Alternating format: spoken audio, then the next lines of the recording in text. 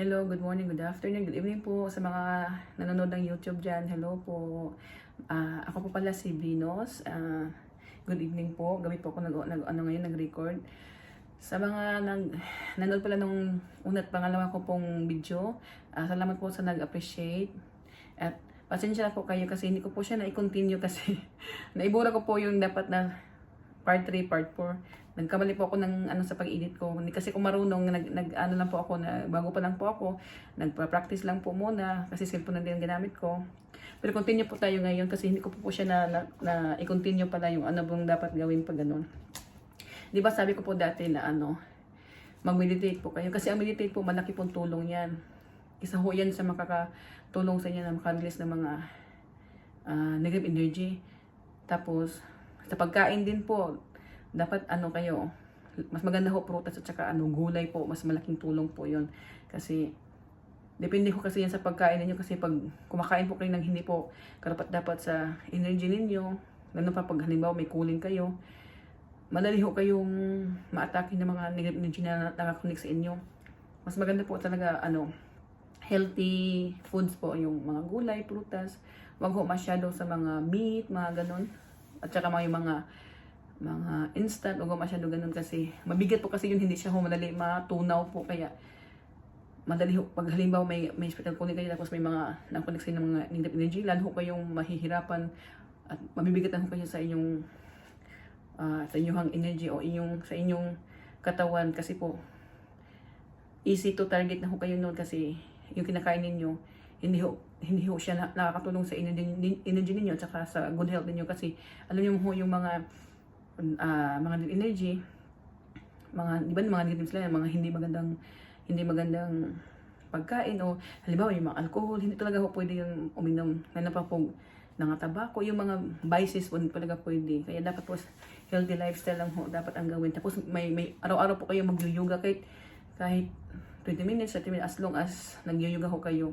At saka yung mga negative thoughts ninyo po, tanggalin niyo ho yun. Kasi yan ho yung minamanifest ho ninyo yan. Imbis na gusto niyo magandang bagay, ang naipasok ninyo mga negative kasi minsan ho mga kaaway nyo sa spiritual, mga negative po pinapasok nila, mga bad thoughts po na para mamanifest mo tsaka magawa mo ng maganda. Halimbawa, sinusulan ka na magnakaw, imbis nag-imagine ka na yayaman ako, maganda papasok sa pamumuhay ko kasi yan ang iniisip mo.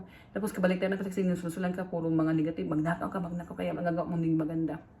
Kaya sa mga may hospital calling dyan o wala man, mag-ano kayo, positive lang ho lagi, dasal. At saka huwag niyo ho kalimutan magdasal po. Lagi ho kayong tumawag kay Papa God kasi si Papa God lang ho talaga ang makakatulong po sa atin sa sitwasyon natin. Ano po ngayon, usong-uso na po talaga ang spiritual po. Tapos ang dami po talagang mga itim. Puro hindi magandang gawain po. Mas marami pa kayo sa light at sa kabutihan po talaga. Pero alam na ho natin na kahit kailan po ang mga masama o ang mga itim, kahit kailan hindi ho yung mananaig sa mundo ibabaw sa kabutihan po. Andyan po ang Panginoon Diyos na nakaalalay po sa atin at nagproprotect po sa atin. Kaya huwag nyo hong tanggalin yung faith ninyo ha. Dapat ho magdasal ho kayo palagi kasi laking tulong po yan. Kumbaga, number 1 protection ho natin ang prayer po. Sunod lang ho yung mga healthy lifestyle, yung mga meditation, mga ganun. Basta yung panampalataya po natin, huwag talagang tanggalin po. Tapos, yung mga negative thoughts, tagalin nyo ho yun. At saka huwag ho kayong masyadong yung tawag ito po. Kasi po, alam nyo man po na yung mga dark entity or mga kadalasan ngayon na pinapasokan ng mga masama, yung mga taong gustong sumikat agad, gustong kumita agad ng pera, pero sa kasamaang paraan. Halimbawa lang ho yung mga singer, mga dancer, mga artist, ano man pong profession na kinukuha, tapos gusto nila na easy money agad. Tapos mararamdaman nyo yan kasi pag halimbawa po yung the way po sila mag-perform sa stage or grabe itim po yun.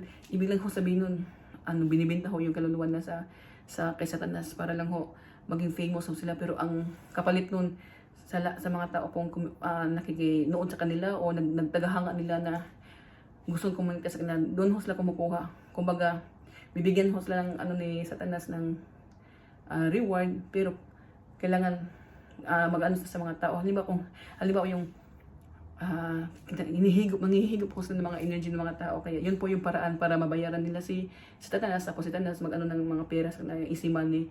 Kasi alam po ninyo, makapangyarihan din si Satanas, pero walang tatalo kay Papa God. Basta yung panampatan natin at saka paninaw natin, hindi po mawawala. Tsaka uso po ngayon ang ano talaga, spiritual calling ho. Hindi lang ho normal na tao ang nakatira ngayon sa mundo ibabaw. Marami na ho talaga. Sigurado ho ngayon sa pagpo-post ko po ngayon, marami po nakasubaybay sa akin. Sa ano pa nga lang po ako, hindi ko nga lang po ini-expose yung sarili ko sa YouTube. Sa ano pa lang, normal ko na sitwasyon. Ang dami ko na hong paranormal na na-experience po. Kaya sa mga hindi niniwala dyan, wala tayong magagawa. Basta ho magdasal lang ho tayo, mag-ingat lang ho tayo palagi kasi kahit wala ho tayong spiritual calling, pwede ho natin yung ma-experience yung ganyang sitwasyon po. Kaya yung palabat natin kung saan man tayo pupunta, lagi ho tayong magdasal. Katulad po ngayon po, kanina magaan po yung sitwasyon ko. Ngayon po biglang ho bumigat kasi may humatake po sa akin ngayon. In Jesus' name, I rebuke whoever is my energy right now in the name of Jesus Christ. You cannot siphon my energy, you cannot drain me, and you cannot block me on my purpose. In Jesus' name, I pray, man. Ang bigat po talaga. Tapos kanina po itong mata ko, ang sakit po. Ang bigat para akong iba-blind. Tapos, maaga-aga din. Araw-araw ho akong ma-attack, pero wag ho tayong mapamroblema.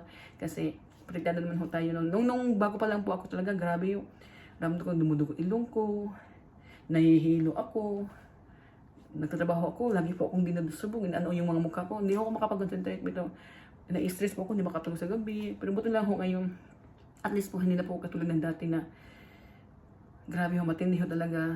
Matagal ho ako sa journey ko ngayon, ilang years na ho ako. Pero kasi po may kakunik po akong twin flames or soulmate ba yan? May ganun po. Dalawa sana kaming magtulong-tulong, kaya lang yung false twin flame ko na ibang lahi na sikat ay nainggit ho kasi sa akin kasi hindi ko po itim ho kasi siya, itim siya. Tapos hindi ko kasi ako pumayag na maging katulad nila kasi tinutulungan ko ho siya sa kasi nag-wish po siya kay Papa God na magkaroon po siya ng karelasyon na makatulong sa kanya kasi lahat po ng karelasyon niya kagaya ho niya magnanakaw, tsaka mga walang puso, sarili lang interest ba.